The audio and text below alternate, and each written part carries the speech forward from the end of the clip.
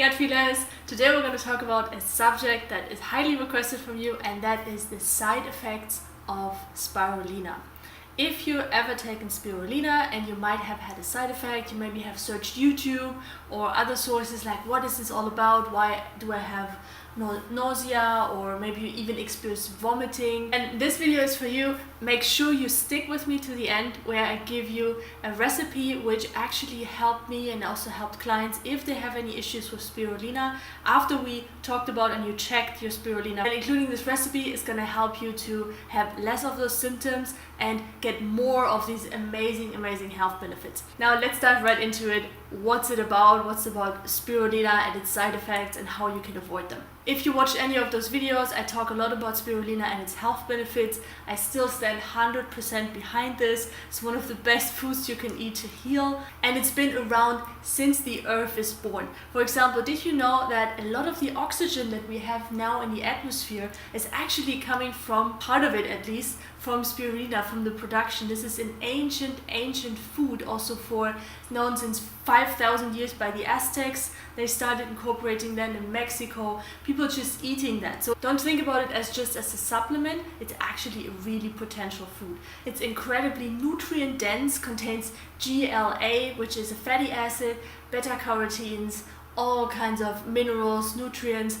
Then it also helps to boost your immune system. So if you have any autoimmune issues, this is actually a good thing to incorporate. We're going to talk about that in a second. Supports heal your liver, allergies, the list just goes on and on. Diabetes is also a big one. It contains high amounts of high quality, high absorbable, bioavailable protein, up to 60% if it's dried. And this is probably why the UN in 1974 declared this food as the best food for mankind, or also the food of the future. Isn't that amazing? Now, I understand you might have taken spirulina and now you feel like, oh my god, there's something happened in my body, I don't know what, it's probably toxic. Should I keep taking it? I'm pregnant, I have thyroid issues, I have autoimmune disease, I take medication, what's it all about? This is what this video is about. One of the main important things you need to know about spirulina is that it's very resistant, it's very resilient. It can grow in conditions, in very harsh conditions where other microorganisms can't grow. In very polluted areas, and spirulina will survive. This is a power food, so it has a lot of potential. However, one of the main qualities from spirulina is, and that's also a healing benefit, that whenever it meets in its environment, may it be in your body or outside, it binds to toxins.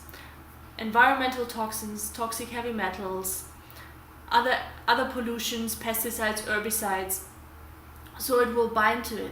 Now in your body, that's great because it binds to it and then it transports it out. But if spirulina meets it outside, it also absorbs the toxins. So one of the main reasons, and this is really a big one, why people experience like major, what people might think is a detox reaction, which actually is an intoxication, like vomiting, increased heartbeat, abdominal pain, a lot of thirst, nausea, like really like extreme aversion to spirulina, is because you might have had a not good quality spirulina. Actually, most of the spirulina produced nowadays, they are not healthy for you. Two origins that definitely need to be avoided for where spirulina comes from is Japan and China, where they found like increased amount of toxicity from the spirulina.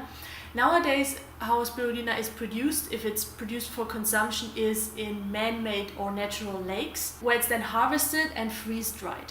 One reason why you might experience vomiting is not because of the spirulina, but because spirulina, if it's not controlled really well, also thrives in an environment where other blue algae, where other algae are thriving, which produce toxic waste that are actually damaging for your liver, for example.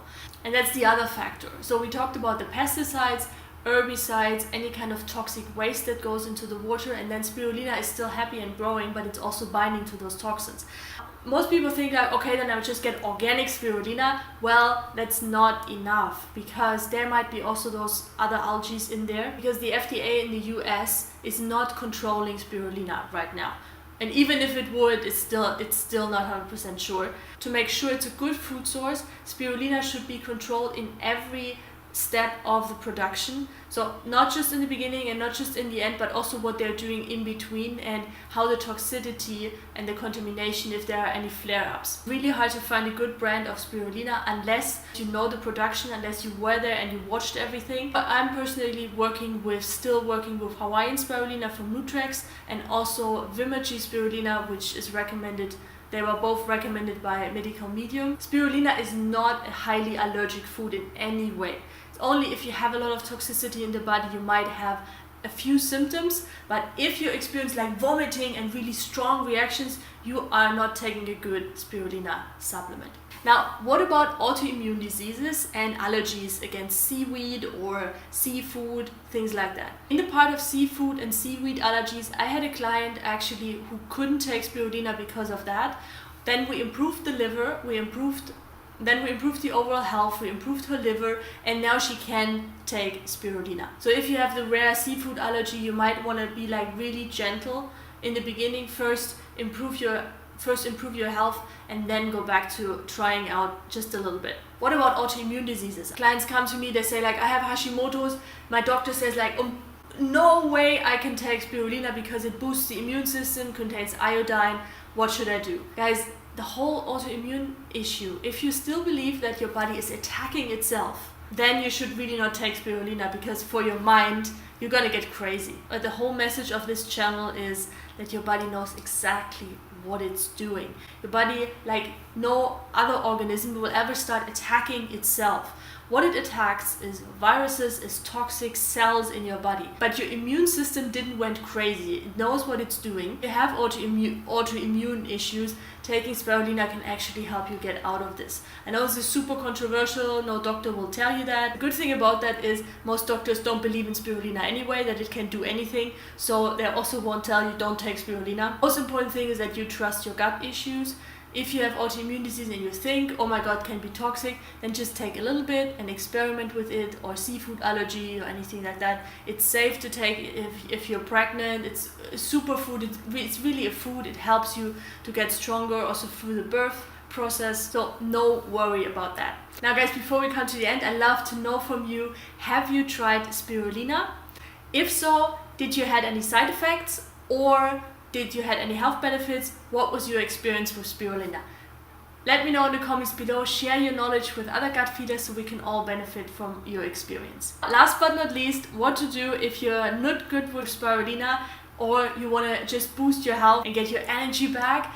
I recommend Detox Heavy Metal smoothie from Medical Medium. I put the recipe in the description. It contains barley, grass juice powder, and Atlantic dulse, and banana or any kind of other fruit that you want to include. Of course, the superfood wild blueberries and spirulina. Anthony Williams in Medical Medium shares that this combination is perfect for drawing out the toxins from your body and then binding them also in different stages, in different organs, in different stages of the digestive process. This is the fast track and the most efficient way to detox your body from heavy metals. I hope this video was valuable for you. If so, please hit the like button, share it with your friends, and also make sure to ask your question if you have anything more about spirulina in the comments below. Thanks so much. I'll see you in the next video. Bye bye.